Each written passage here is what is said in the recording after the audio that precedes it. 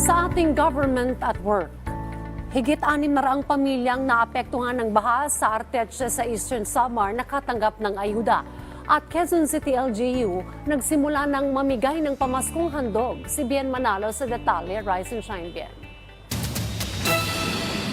Aabot sa mahigit 600 pamilya na naapektuhan ng baha ang nakatanggap ng family food packs mula sa Department of Social Welfare and Development o DSWD. Sila ang mga pamilya at individual na labis na naapektuhan ng pagbaha sa Barangay Tawagan Concepcion at Kagsalay sa Arteche, Eastern Samar, dulot ng shear line. Pagtitiyak ng ahensya, patuloy silang aagapay sa mga apektadong residente.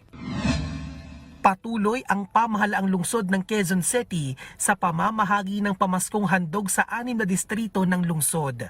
Kahapon, aabot sa halos 3,000 barangay public safety officers mula sa Barangay Bagong Silangan, Batasan Hills at Payatas ang nakatanggap ng Christmas bags. Bien Manalo para sa Morning Show ng Bayan, Rise and Shine, Pilipinas.